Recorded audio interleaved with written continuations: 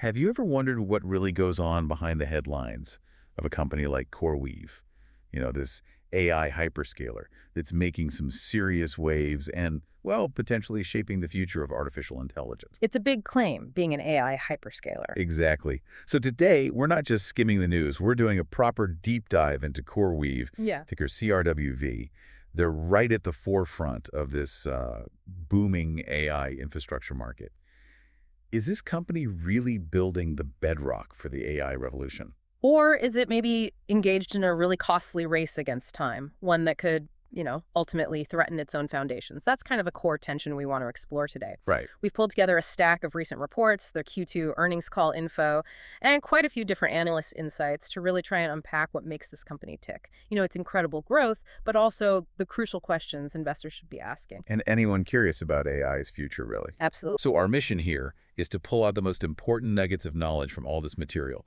We want you to quickly grasp CoreWeave's strengths, its significant challenges, and these fascinating, almost paradoxical dynamics shaping its journey. Well, look at the numbers, which are pretty wild. Yeah, the strategy, and like you said, what experts on, well, both sides of the argument are saying.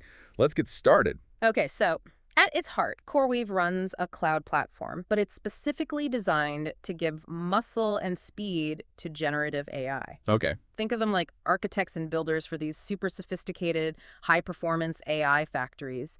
They design the specialized infrastructure needed to handle these incredibly demanding compute workloads for big companies. So not just generic cloud space. No, not at all. Their product lineup is pretty specialized. GPU compute, basically raw processing power from graphics cards tuned for AI plus storage, networking, managed services, even down to virtual and bare metal servers. And what gives them an edge in this space?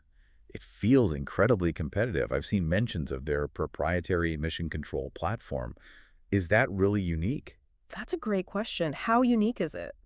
Could a competitor just build something similar? Yeah. Or does this give them a truly defensible advantage, something beyond just getting their hands on GPUs? Well, mission control is definitely a core asset. It's kind of their secret sauce for being agile. It helps them scale quickly, automates managing these complex compute clusters, and gives customers what they call unmatched visibility into their resources. Okay. Now, could parts be replicated? Sure, but the tight integration and the optimization with their specific specialized hardware, that's hard to copy overnight. It's less a single feature and more like this operational nervous system. Oh, okay. It lets them deploy and manage these high-demand AI workloads faster and, arguably, more efficiently than the general-purpose cloud providers can. So that contributes to the economic moat, right? Yeah. That sustainable advantage.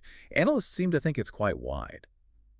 If they aren't just selling generic cloud space, how have they become so indispensable, especially when everyone's scrambling for AI chips? Yeah, their moat is considered wide, and it's interesting how it's built. It's more than just the platform. It's that specialized, purpose-built AI cloud infrastructure combined with their knack for securing and deploying the absolute latest NVIDIA systems. We're talking the GB200, the HGX B200. The really high-end stuff. Exactly. CoreWeave has positioned itself as this indispensable high-security vault for the most valuable commodity in AI right now. Cutting-edge GPUs. Their proven ability to actually get and deploy these chips when the whole world wants them, that's a huge edge. It kind of makes them a kingmaker in the AI race. Right. And this strategic access, plus their specialized setup, makes them a go-to provider for top AI labs and even other hyperscalers needing that specific capability. And talk about customer stickiness. That revenue backlog is over $30 billion now, including a massive, $4 billion expansion deal just with OpenAI? Yep.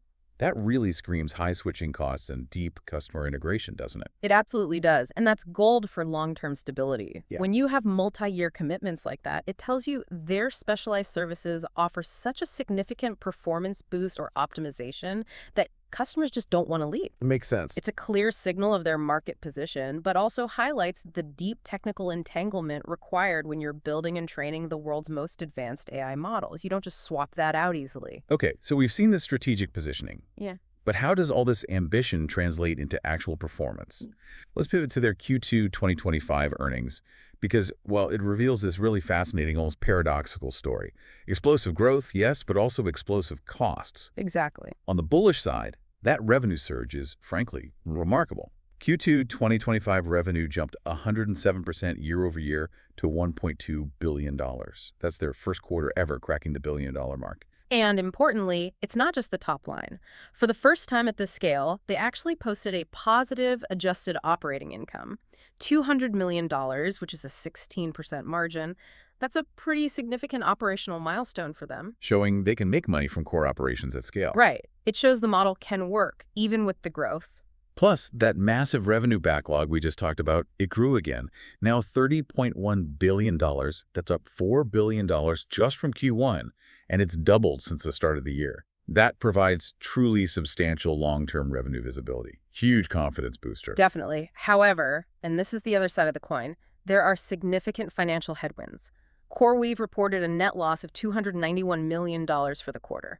The adjusted net loss was $131 million. Okay. And what's really driving these losses, fascinatingly, is this huge increase in interest expense. It quadrupled year over year to $267 million. Wow. And that's primarily because they're borrowing heavily to fund this incredibly rapid, aggressive infrastructure expansion. So it's that classic high-growth scenario, spend big to grow big. But, we've seen companies burn out trying to scale this fast. Are these capital expenditures really sustainable? Or is CoreWeave walking a bit of a financial tightrope here? How big are we talking? We are talking massive. Their full year 2025 capital expenditure forecast is staggering, between $20 billion and $23 billion. Million, with a B. With a B, yeah. To put that in perspective, that's more than the GDP of some small countries. This isn't just spending big, it's a colossal bet. Okay. It implies immense cash burn and, frankly, a deep reliance on debt financing. Just look at the fact they recently issued $2 billion in senior unsecured notes. Unsecured meaning riskier for lenders. Exactly. It's debt not backed by specific assets. Lenders are taking more risk, so they demand higher interest. In this case, a steep 9,000% due in 2031. That really underscores the high cost of this growth and, the market's perception of the risk involved. It definitely raises questions about their financial flexibility down the road. And there's that anticipated temporary dip in Q3 adjusted operating income, too, right? Projected somewhere between $160 and $190 million. What's causing that drop, especially right after hitting profitability? Yeah, they're flagging that. It's due to what they describe as a timing mismatch. Basically, the costs for bringing new capacity online hit the books before that capacity starts generating its full revenue. Oh, okay. Think of it like building a huge new factory production line. You spend all the money up front on the building, the machines, everything. Before you sell the first widget made on it. Precisely. It's a common challenge for companies in hypergrowth. You build the capacity first, then hopefully the revenue catches up fairly quickly. Makes sense. Now, CoreWeave isn't just growing its core business. They're making some really interesting strategic moves to secure their future, especially through vertical integration. What does that look like, both up the stack and down the stack? Yeah, it's a pretty smart, multi-pronged approach. So up the stack, they bought Weights and Biases. Right. I saw that. That move significantly boosts their value-added services. It gives clients better observability across the whole stack, and it brought in like 1,600 new potential customers. It's a play to deepen those client relationships, offer more than just raw compute. Okay, so more integrated solutions. Exactly. And then down the stack, there's the proposed acquisition of Core Scientific. Now, this is a really pivotal step. Because of power, right? Exactly. It's all about securing crucial power capacity. Yeah. We're talking 1.3 gigawatts initially, with another gigawatt potentially available. This move alone is projected to save them maybe $500 million a year in run rate costs by 2027. Wow. And get this, eliminate over $10 billion in future lease liabilities. It really raises that question.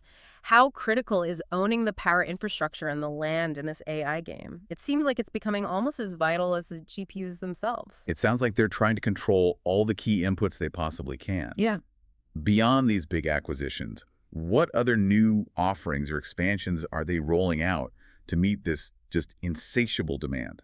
Well, they're moving fast to deploy the latest NVIDIA systems, the GB200, HGX B200, the stuff everyone wants. Cutting edge. Absolutely. They also launched new products like an archive-tier object storage, and they're now supporting third-party storage systems like VAST and Weka, which gives customers more flexibility. Okay. And they're pouring money into new data centers. They specifically mentioned Lancaster, Pennsylvania, and Kenilworth, New Jersey. These are designed to support both the huge, large-scale training jobs and the low-latency inference compute.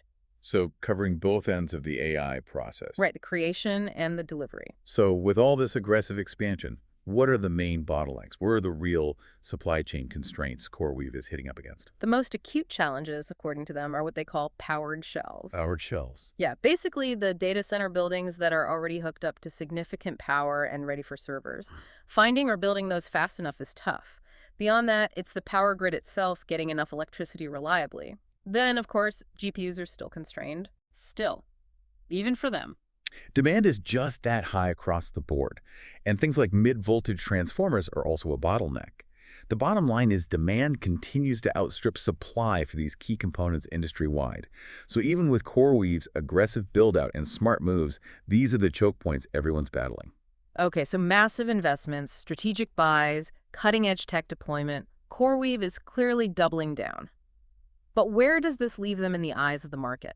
This brings us right to the heart of it for any potential investor. That real tension between the compelling bull case and the pretty significant concerns raised by the bears. Definitely.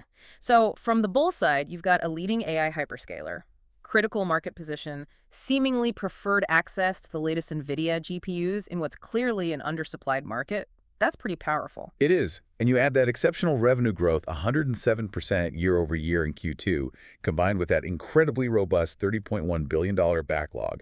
That provides a multi-year growth runway.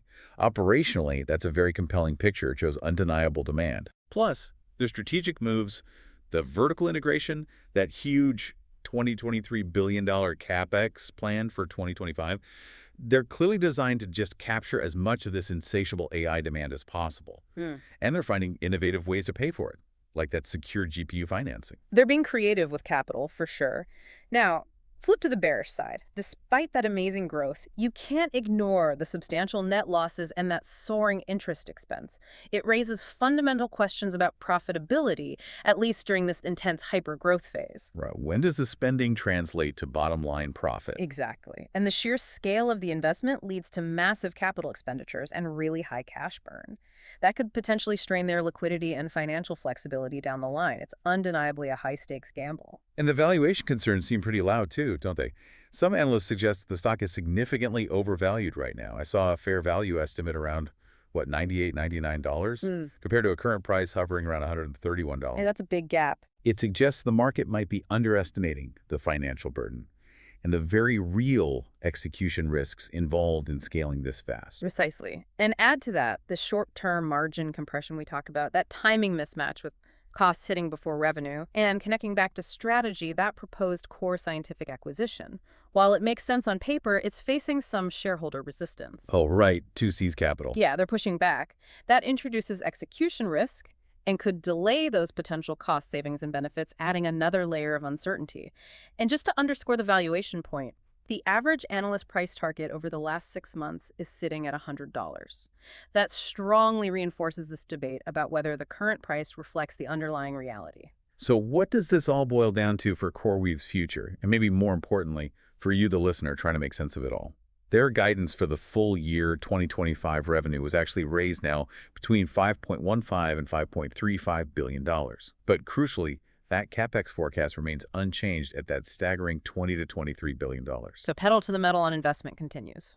Absolutely. It signals continued aggressive spending. So, okay, you see the extraordinary growth, the really ambitious strategy, but it's juxtaposed with these significant costs and this mountain of debt. Which leads to the big question for you, the learner. How do you weigh that immense potential? The potential of being a key AI hyperscaler in a market that desperately needs what they offer, essentially. Selling the shovels during a digital gold rush. How do you weigh that against the very real financial burdens and the execution risks of trying to scale at such an unprecedented breakneck pace? And maybe here's a final thought, something a bit provocative to chew on. Can pioneering these novel financing structures, like the GPU-backed loans, truly lower their cost of capital enough to eventually turn this hypergrowth into sustainable long-term profitability?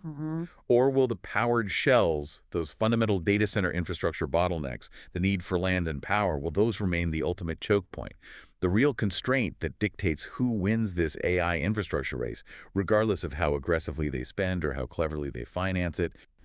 That's a great question to ponder. So we've just unpacked CoreWeave Inc., a company absolutely riding the massive wave of AI infrastructure demand. Mm. We've looked at the impressive growth, the smart strategic acquisitions, but also laid out the substantial capital spending and the net losses that paint a really complex financial picture. Yeah. It's a dynamic situation for sure. A great example of the high stakes world of AI investment and the kind of thing our deep dive approach is designed to tackle.